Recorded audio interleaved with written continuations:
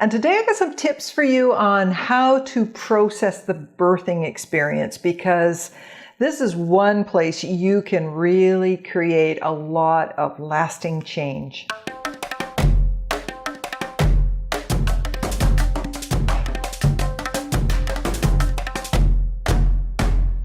Now, birthing is a story, and like every story, it's got a beginning and a middle and an end. So if your client lands into a birthing experience, process it like a story and break it down so that you can thoroughly address each segment of what's happening in that event. Now, the beginning is when the contractions start coming on, because contractions are often frightening for the child. They come on suddenly, they're unexpected, there's intensity of energy, all this pressure bearing down on the child. It doesn't know how to make sense of it. And these are the hallmarks of the ISE. So you can clear this by going before the contractions even start and just informing the child, preparing the child, letting the child know that in a moment this is what's going to happen, and it's normal and it's natural, and you can look forward to it and be excited because guess what? You're about to come into the world. And you can help the child make sense of things before it happens. Now, sometimes there's resistance because there's this feeling of being pushed, and there can be a fear of the unknown. Some clients are going to say, I don't want to go there. And that thought can set up a lifelong pattern. So that's something you want to look at. Contractions start just before the cervix is fully dilated. And so what this can result in is a sense of not having any way out, that no way out feeling. And so this is then commonly interpreted as being helpless and hopeless and trapped and alone. And again, that's trauma. There's a perceived threat. There's no way out. I'm trapped. There's nothing I can do. So this is something that needs to be cleared as well. Now, the middle of the birthing experience is moving through the birth canal. And there's often a point as the child is moving down through the birth canal that the child can't breathe. That's called asphyxia. And if for any reason this is prolonged, then that can seed claustrophobia later in life. I actually had a client that's exactly what had happened. She got stuck in the birth canal, wasn't able to breathe, and this was the seeding event for the claustrophobia.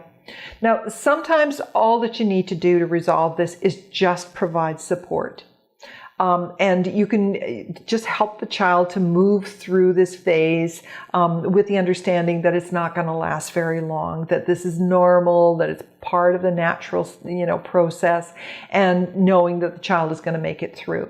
So sometimes you don't even have to pull them out of the event. You can just provide support, and that's going to release the anxiety of being trapped. Sometimes there's a need to resolve the actual birthing experience itself. And then, so you bring them into the world and then come back to that situation of feeling trapped and not being able to make it through. Come back to that with the wisdom that they've made it through. And then you can go through the entire process again. I like to do rewinds and replays of events like that to make sure that everything is clear, and so the client, the child can make it through feeling okay. Alternately, something you can do is that you can bridge back to an earlier time. So you can go back even earlier where they're still feeling okay. Because if you got a client that's has resistance to even being born, you might want to go to an earlier time in utero. But my preference is just to clear things up right at the birthing event, regardless of where I'm going to do, simply because this seeds so many issues for people. This is, birth is inherently traumatic.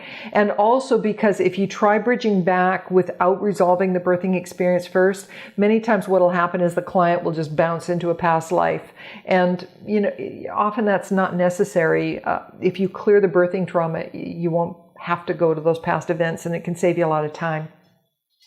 Now, sometimes there are complications with the birth. For example, a breech birth. And if forceps are used, they're hard, they hurt, they are often associated with torture, and so there can be panic and real terror associated with the forceps. So something to keep in mind about that.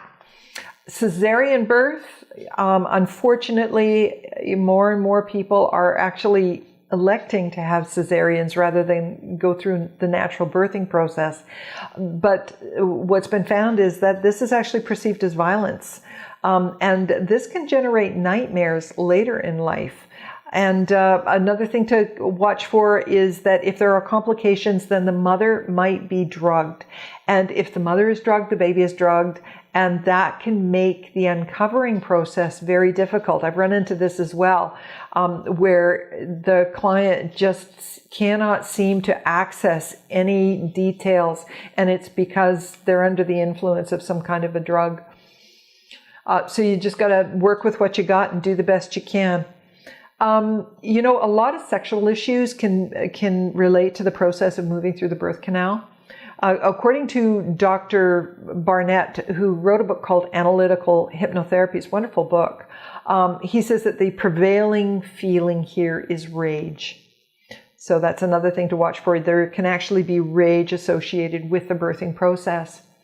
If the birth is delayed, that can set off a lifelong pattern of an inability to get through things. So it's like seeding a procrastination pattern or a self-sabotage pattern. It can be right there in the birthing, because the birthing process is a story and it's a metaphor, and it can become the lifelong metaphor for a person.